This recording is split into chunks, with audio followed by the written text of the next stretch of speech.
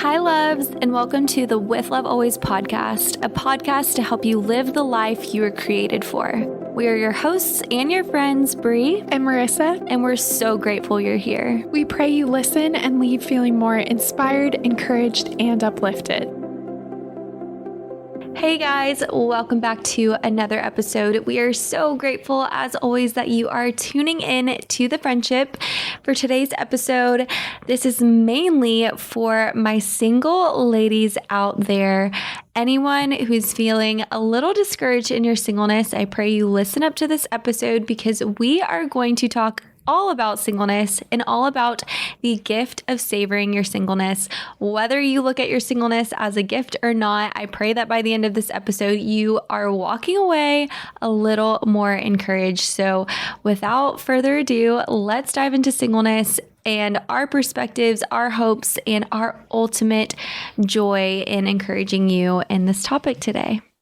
So for starters, of course, we want to share the perspectives that we are speaking from. And so I haven't formally said this on the podcast just yet, but if you've been following and listening for a while, you may know that I was past tense in a relationship last year, but I am actually currently single. So I have been single for the past 4 or 5 months.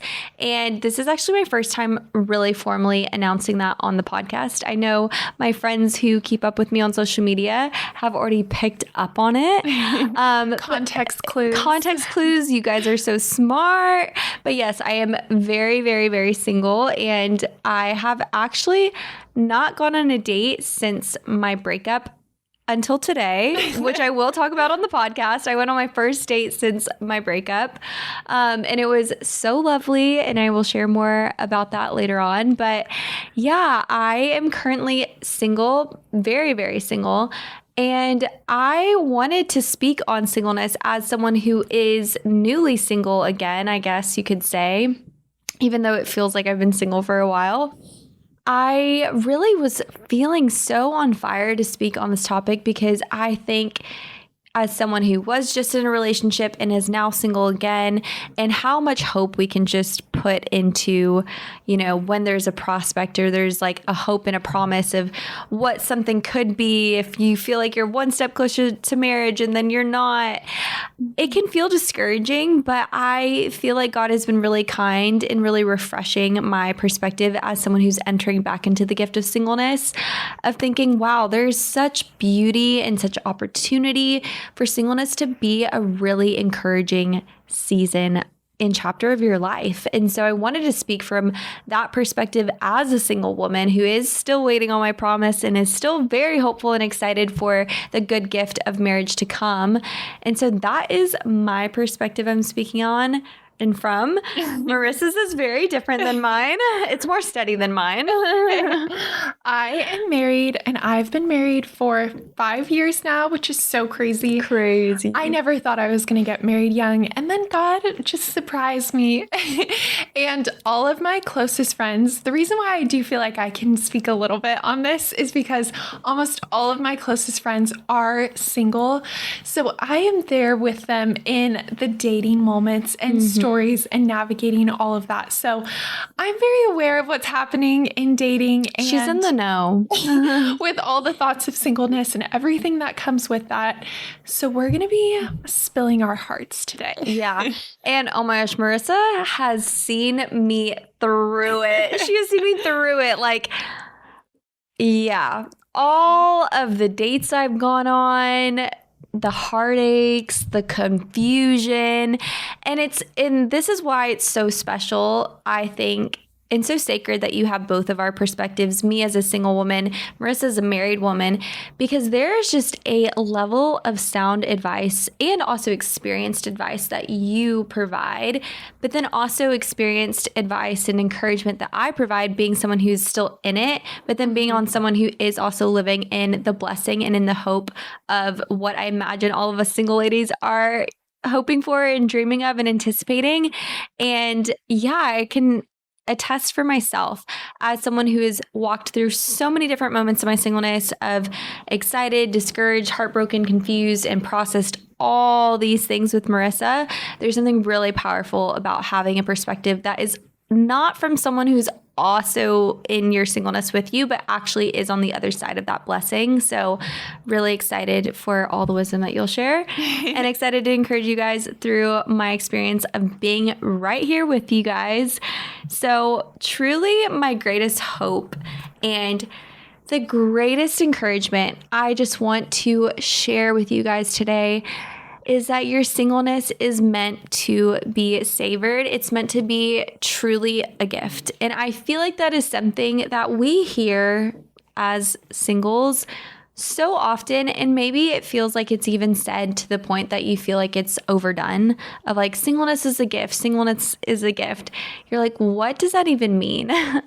And I really want to speak from a perspective as someone who feels like I really have looked at my singleness as a gift, that it is so possible to not spend your singleness just in anticipation or just wishing the time away until the day that you are no longer single. I personally do not perceive my singleness as just something that I'm like using this time to like work towards not being single. I honestly don't really identify myself with my relationship status. And I think that is one of the most powerful things that we can do in our singleness, is that we don't define ourselves. Like, my top tier identity is not, oh, Bree, she's single, or, oh, Marissa, she's married. I mean, maybe yours has a little more gravity than mine. I don't know. But that is like one of the, I mean, it is a part of who I am. It is a part of this season of life I'm in, but it's not the way that I identify myself. It's not my perspective that I have on who I am. It's not where I'm gaining my worth or value when I'm stepping into a room. It's not this thing that is preoccupying my mind as an active to-do of how to exit and get out of my singleness. If anything, it's just been this beautiful opportunity. I know with each year that has passed in my singleness that I just have grown to know who I am so much more. I've become so fluent in just my relationship with God and the ways that He's gifted me. And every year that I've grown to enter into a new age of life, or have entered into, I don't know, a new experience. And I've been doing a lot of these things on my own because I haven't had a partner. I don't have a husband yet. It's been this really empowering and beautiful thing that I'm so grateful that with the time I have in my singleness, I'm just so assured that my future husband is just going to get more of me because I've had more of this time to develop myself. So when I meet him, he's getting a more experienced, more tendered to, more confident version of me. Not that it would have been, you know, any lesser than if I had met my husband younger, but that just wasn't my story. And so for whatever reason, just choosing to believe that God is saving my husband on behalf of myself, but also on behalf of him, because there's certain things that God just wants to develop in me, whether it's my character or my heart, or He wants me to just walk in my purpose and my mission. And there's certain ways right now in this season that I'm investing my time that I know I just wouldn't be able to do if I already had a partner. And I do think about the 4-month relationship I was just in, and it was given just a relationship, and it was so special, and I'm so grateful for that relationship. I'm so grateful for the opportunity to just stepped into a different season and no longer be single. But very quickly, I actually found myself grieving my singleness, like kind of silently to myself. Like, I was so grateful to be in the relationship and it was so beautiful, but I found myself feeling grief. And I feel like that's something that people don't talk about. Yeah, I've never heard that. At least if you're someone who really has looked at singleness like a gift, I think there is a level of grief when you have to surrender your singleness, in the sense that my time and my capacity was split. Like, it was no longer me and God and just me dancing with the world and just like delighting in God and going about my day, and honestly, permission to be selfish with my time, permission to only think about myself and what God wants to do in me that day, or what I want to do that day, or when I want to go to sleep, or when I want to cook dinner, or when I want to do all these little things. But when you allow someone to enter into your world, like it does take more of your capacity. And I found myself in different moments, though my relationship did push me towards God in so many ways, I did find myself almost feeling like, wait, I don't feel like I have the same time anymore to invest into my friendships. Oh, wait, I don't have the same capacity anymore to invest into, the different ways that I felt like God was calling me to love the world. And that's not because it was taking away. It was just a new ministry that I was intended to pour my capacity, my time, myself into. My relationship was. And it really made me reflect of like, wow, there really are certain things and certain ways that you invest into yourself, invest into your relationship with God, invest into the world around you, your purpose around you, that you can't do the same way when you're in a relationship. It will just be different. I imagine like a relationship will be different. Marriage will be different. You're entering into a new capacity, a new stage of life, a new ministry, a new purpose.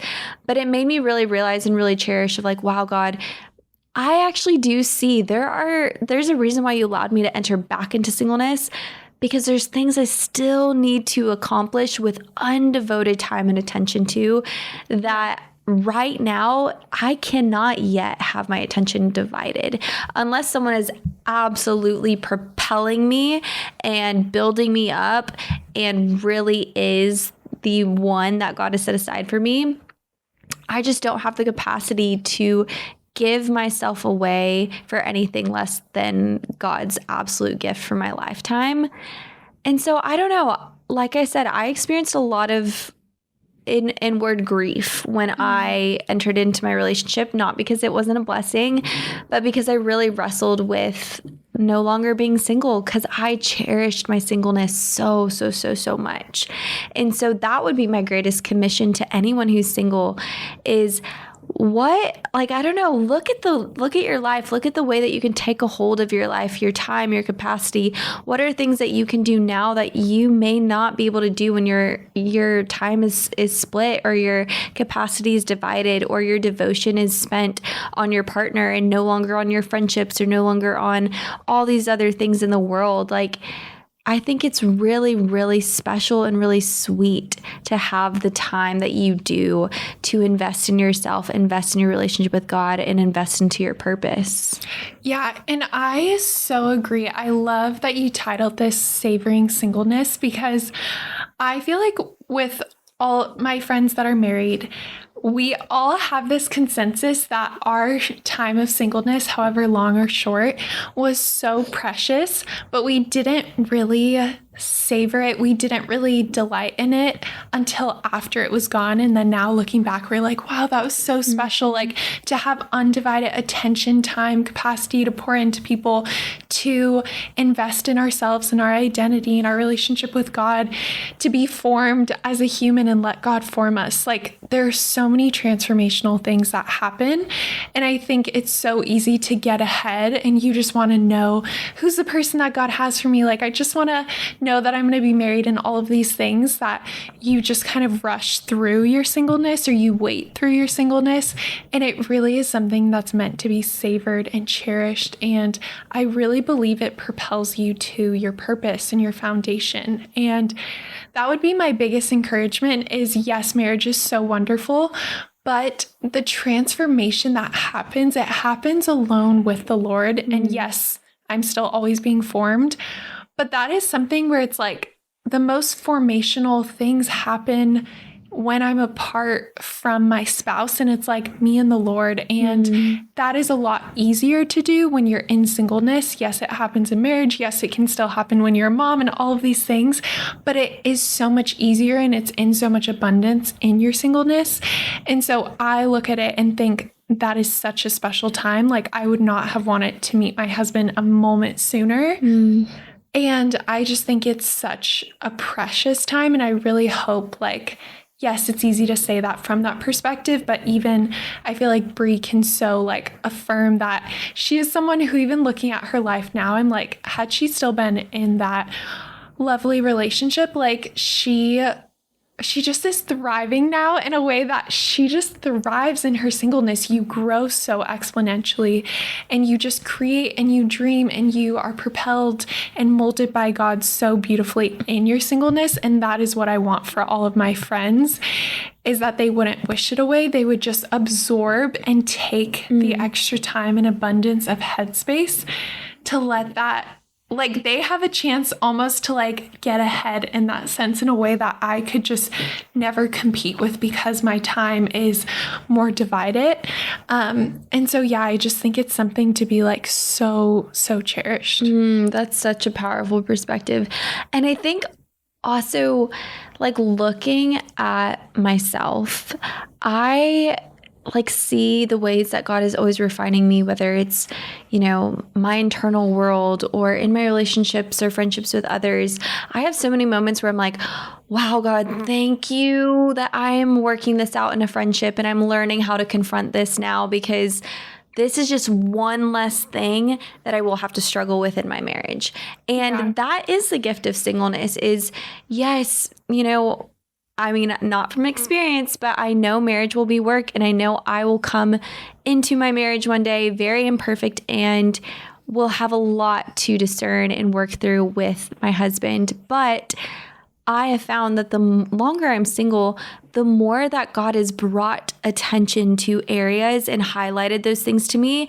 And I'm like getting to like tend to all these things that I feel like I will be very equipped to be a much more loving wife, a much more prepared mother, because I've had time to really devote and tend to these things with the Lord. And that makes me excited that my husband is getting Bree at whatever age I meet him versus Bree when I was much younger and struggled much harder or was really blind to certain parts of myself. That would have been an obstacle within our marriage. And now I get to have this beautiful relief that it might not be completely absent from our marriage, but it won't be like a huge hurdle that we'll have to go through in my heart. And I imagine the same will be true of my husband when I meet him.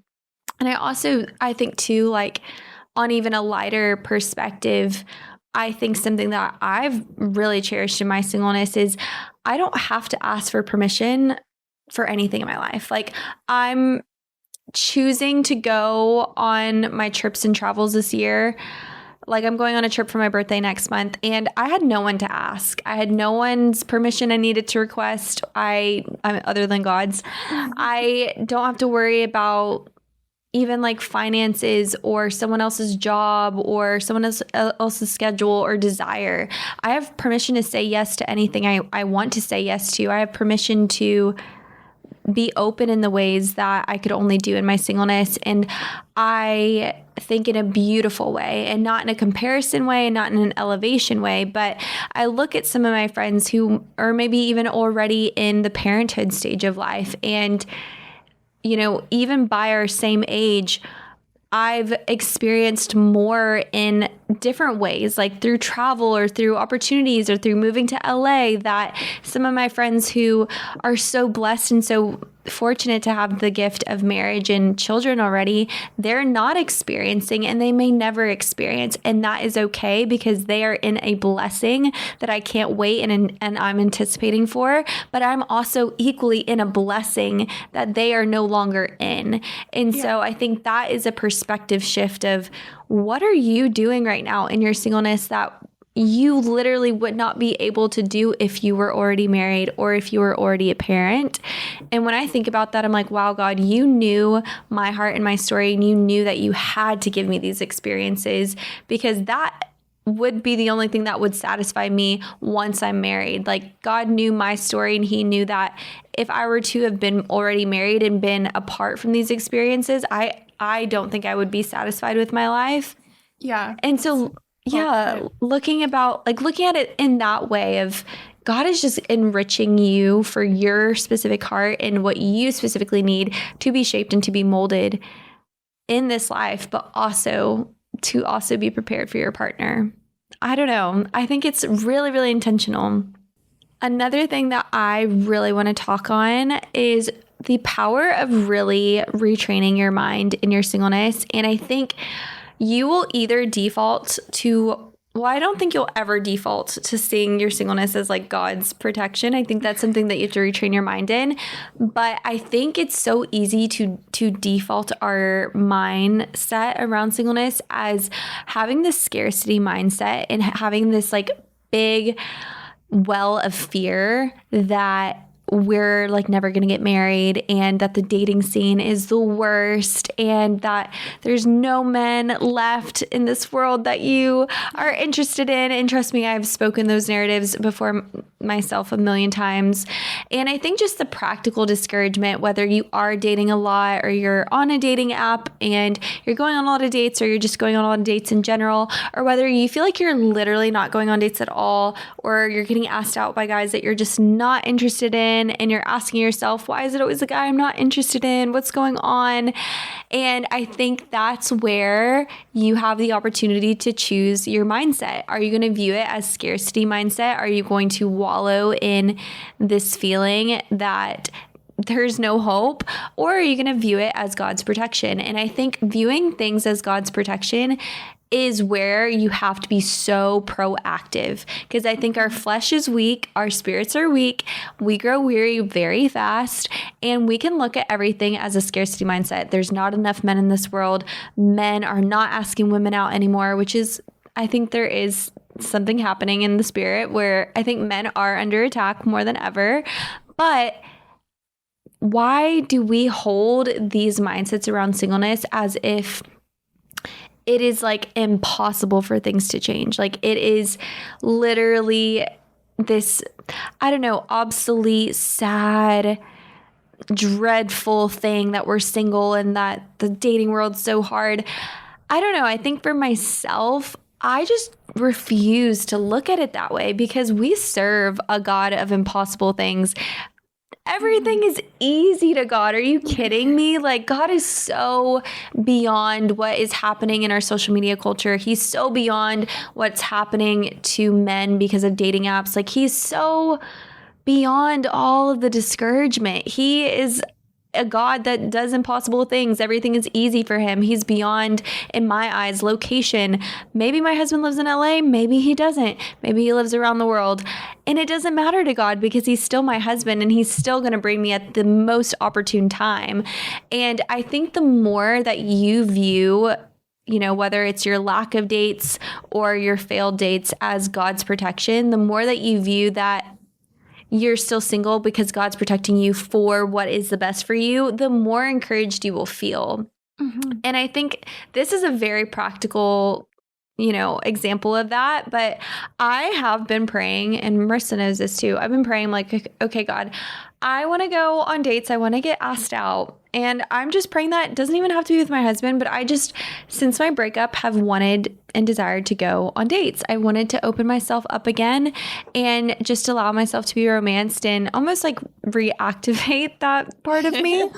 And I've been praying that prayer, and I have seen God be really faithful. I've been praying, I'm like, okay, God, I want to get approached. I want to get asked out on dates. I'm personally not on dating apps. And since praying that prayer, I have seen God's little fingerprints over my dating life. I've been approached to a point where I'm like, okay, God, this is so you, almost affirming my desirability, which as women, I want to validate is very special as a single woman. To be reminded that you are desirable is a reminder that it just like affirms your feminine beauty that God designed you for. You were designed to be treasured. You were designed to be adored, not to place your identity in that, but it feels good. It does feel good as a single woman to be approached by a handsome guy. But even within the past couple of weeks, have been approached by handsome men I would be interested in. And in a conversation, I can tell that there's interest, like they're expressing that there could be opportunity that, you know, they would ask me out. And then nothing happens. They don't ask for my number. They don't follow up. And whether I see them again or that was the only time I see them, I'm like, God, what the heck? I'm actually getting confused that I'm getting approached so frequently, but nobody's following through with like asking me out or asking for my number. And I actually had a moment the other week where I was like, kind of getting discouraged. I was like, is it the moment they start talking to me, they're no longer interested in me? Like, what's going on? Like, I'm so confused. And then God was like, Bree, are you going to have a scarcity mindset, or are you actually just going to believe that I'm protecting you as my daughter? And I actually don't even want you to go on dates with these guys. Even though I love them, they're just not for you. And that was a reframe I had. I was like, no, God, you are protecting me. You are so kind, and you're giving me moments to be affirmed in my singleness, to be reminded of the beauty that you have instilled within me, outwardly, inwardly. But you're also good enough to protect me from going on dates with guys that actually would not be the most honoring for me. And I'm choosing that perspective over my lack or absence of dates or absence of being asked out, as God is just treasuring me so much. He loves me so much. He doesn't even want to expose me to experiences or opportunities that would discourage me further or that would not honor me. And in that same breath, I was recently approached by a guy at the gym, and without even knowing if he loved God or not, I said yes to going on a date with him. And I found out that, of course, he believes in God. And that for me was just such a reminder of like, God, you're literally sheltering me from experiences with men that would not honor me. And in that are providing opportunities with guys who uphold my same values.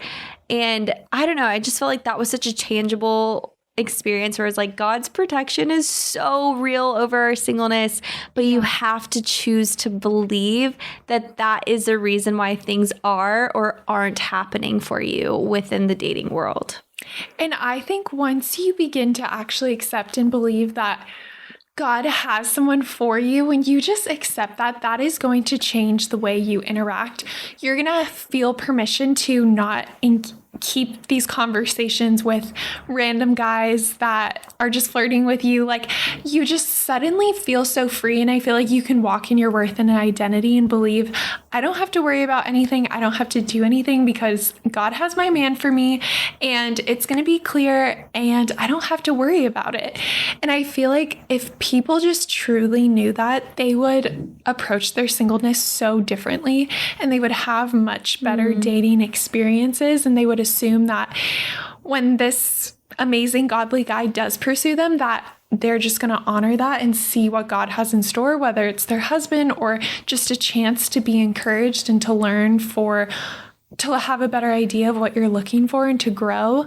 I think that would just change and reshape people's experience so much. And I really, really hope, like, if nothing else, you can just be encouraged, have hope. I think maintaining hope despite, like you shared, despite when the horizon looks bleak, because trust me, it does sometimes. I'm like, God, where are you going to bring these men from? Yeah. For my friends. We need like a flood of them. Yeah. And God is so creative. I've seen him do it time and time again. A lot of times he moves guys from random places, brings them there in this beautiful God-authored way.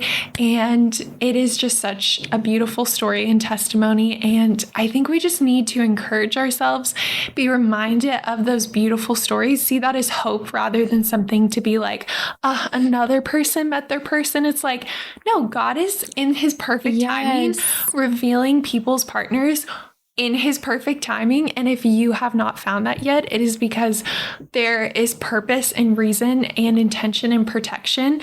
And God has that person for you. So you don't need to stress or worry about it, because when it's meant to be, your paths will cross and it will come together so beautifully. So I think just removing the fear, I know it's hard and it can be discouraging, but keep your eyes on a God of hope rather than, if you look to the world, I mean, we know that with anything. If I look to the world, I am not encouraged, but when I look to God and his creativity, that is where my hope comes from.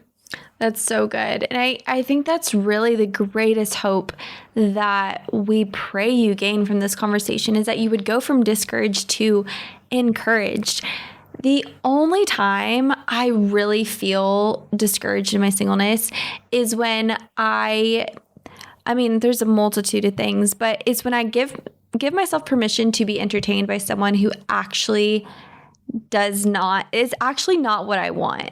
Like, and I think it goes exactly to what Marissa is. It's when you are so desperate to get out of your singleness, you are so desperate to accept attention, invitation, a date, a pursuit from someone who is literally not even in your sphere of what you would actually want. And that is where you will be the most discouraged. If you are going on dates with guys who don't even share your values, who do not have prospecting husband qualities, you're going to feel really dang discouraged. If you are going out into the world and trying to keep your head on a swivel and trying to gain attention from every attractive man that you see, you will get discouraged, because that is also not God's design. You're not meant to be attracting or attractive to everybody around you.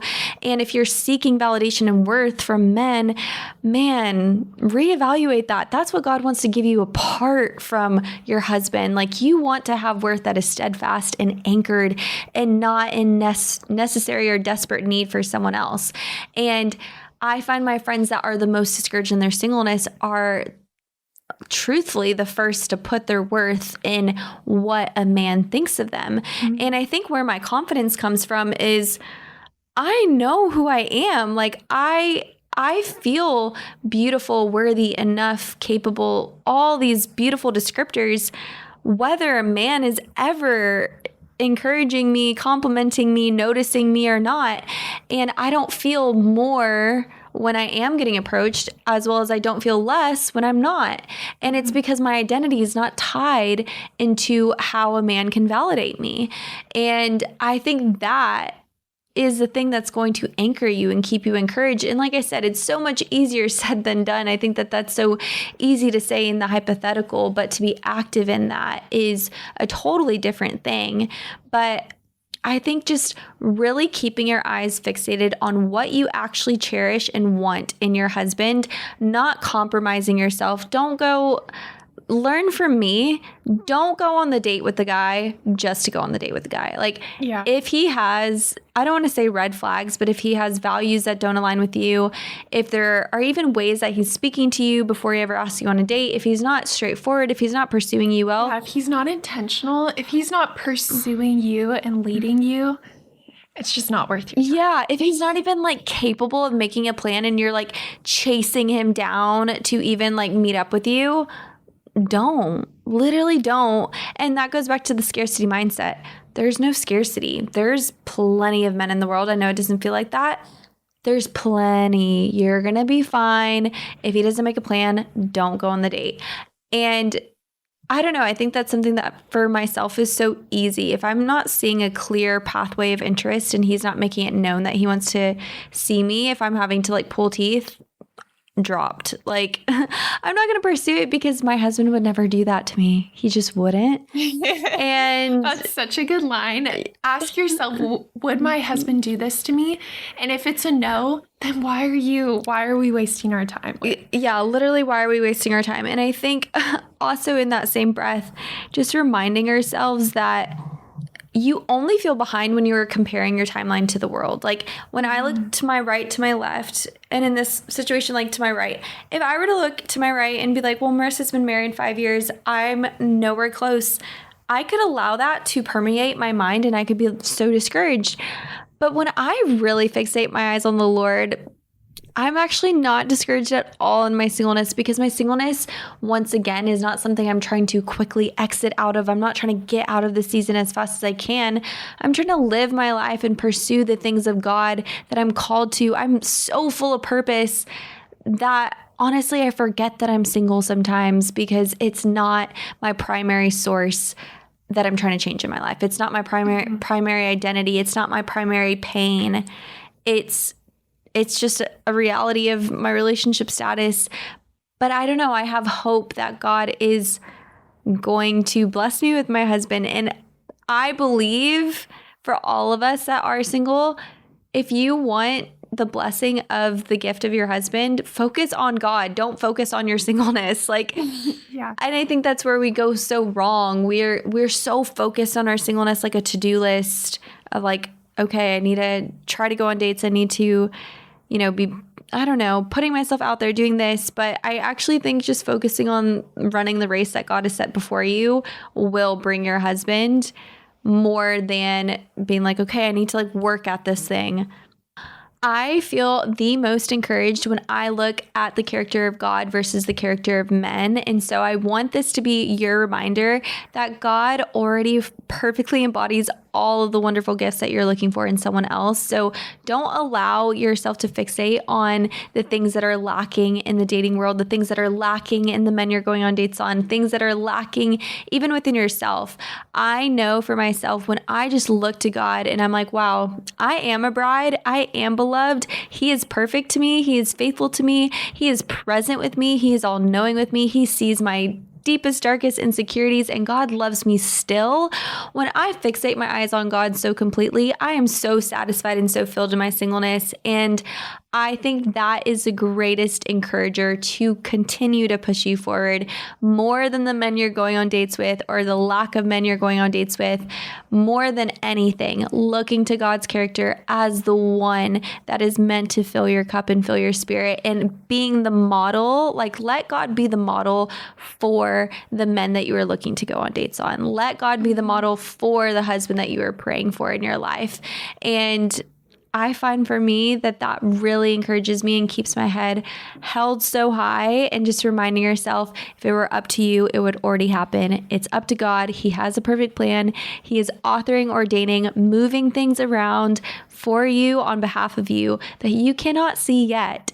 So all he asks you to do is just to trust him, rest. And I think that's the greatest invitation here. Rest and savor your singleness. Think of it.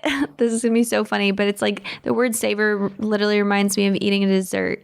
If you eat a dessert really fast, your stomach might hurt and you don't enjoy it. You don't take a hold of every single bite of what you just consumed. But if you really savor it, you're slow, you're intentional, and you're really enjoying every single last moment down to the very last crumb of what the dessert is. And I think that's God's intention with our singleness. He wants you to be like delighting and really like soaking up every single moment that is with him in this season of life. So savor it. It's beautiful. It's intentional. And you are so, so, so not behind.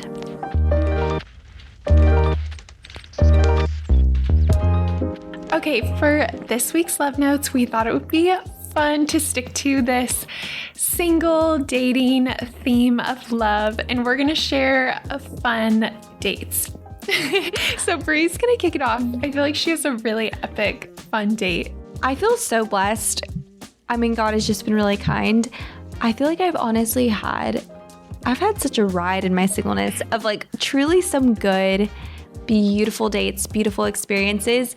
But one date, I mean, this could be such a long story. I'll try to keep it short. This was actually maybe the most spontaneous date I've ever gone on, but I was solo traveling in Europe 2 years ago, and I was in the south of France, and I noticed, I was like, of course, sitting by myself at dinner, and I noticed this really handsome waiter at the restaurant that was directly across from the restaurant I was at. So for context, I was sitting outside, and in the south of France, it's like everything's like a long staircase of like made of stone. And so where I was sitting, I could see directly across to the restaurant, like right across the way. And I mean, it's so close. It's like literally maybe 15 feet away. And so I started making flirty eyes with the handsome waiter at the other restaurant. And eventually he came over and he approached me and literally was like ignoring his tables, like talking to me, and kept coming up to me, introduced himself, asked me where I was from. And so then by the end of my dinner, he actually asked me if I was free once he got off his shift to like go on a date. And I was like, yes, of course. And so we actually ended up going on a date at like 10 p.m. He brought over a bottle of wine from the restaurant he worked at. And then we actually ended up going back to the restaurant at like probably midnight. And he unlocked the restaurant. It was like honestly one of the most romantic things I think I've ever experienced. Like it felt like out of a storybook. And we ended up going back to the restaurant at night, and he like unlocked it. He let me sample every single dessert in this restaurant. I'm so jealous. It was insane. He was like, and this is something like some sort of authentic like French, I don't know, dessert. And then he turned on music and we like slow danced in this empty restaurant in the south of France. And the most beautiful part, once again, talking about God's protection, did not know when this man asked me literally to have a glass of wine with him after his shift. Me thinking in hindsight, like, okay, yeah, that could have been like maybe not the best idea, but I just like felt so much peace in my spirit. Within the first 20 minutes of talking to him, like after he got off his shift and we like met up, of course he believed in God. Of course we shared our testimonies. Like, of course he was such a godly, honoring man that it was just such a beautiful experience. And so there we were dancing in an empty restaurant, eating all the desserts at like midnight, almost 1 a.m. And I think that was one of the most spontaneous and beautiful first dates I've ever been on. And I did see him again while I was in the south of France. But yeah, he was wonderful. And I think after that date, he shared with me, he's like, Brie, like you really gave me so much hope for what I'm praying for in my wife. So thank you for just allowing me to experience time with you. It was really beautiful. That's so beautiful. Like a Hallmark movie. Truly, when Brie talks about, and she has not seen this series, but I know so many of you will, Emily in Paris. And anytime Brie travels, it's Brie in whatever that city, because it's straight out of a TV show. Like, it's just, she shares these stories and I'm like, how is this real? I don't understand. The Lord is really kind. I'm excited to see what he'll do when I solo travel next month. Get ready, Hawaii. I'm ready. Okay, I feel like honestly my favorite date ever was my first date with my husband. That's sweet. And it's such a long story, but the short version is that he came, picked me up. We lived far apart from each other when we first started dating. It was like 3 hours in rush hour traffic. He came, brought me flowers, picked me up. We drove to Malibu, went to the Malibu Pier for dinner, and it was during the winter time, so there was hardly anyone there, which was so special and romantic. Oh, that's sweet. Like by the end of it, we were the only people there, and they were like bringing us drinks and extra food, and it was just such a lovely evening. We just like talked nonstop, and then I thought he was gonna drop me off, but we ended up going to a nearby lifeguard tower, and he had stuff to make hot cocoa and a blanket. So we did that and just talked for, honestly, I feel like hours. And it was just such a sweet and perfect date and just felt very yes. And I can't say that we've topped it. Like, we have, our dates now are so low key. Like, it's funny to picture us like getting dressed up. And even though that's not like a fancy place, just the thought of like, and staying up late and all this stuff and going somewhere after dinner is such a funny thought. But it was just really special and sweet. So, okay, that is the end of our episode. We hope it was so encouraging. We love you, girls and guys, so much, and we will see you in our next episode. Bye. Bye, guys. Thank you so much for listening. We pray this episode was encouraging and life-giving. If you found it valuable, please share it with a friend, leave a review, and subscribe. And be sure to follow us along over on Instagram at With Love Always Podcast. Signing off with all of our love always, Brie And Marissa.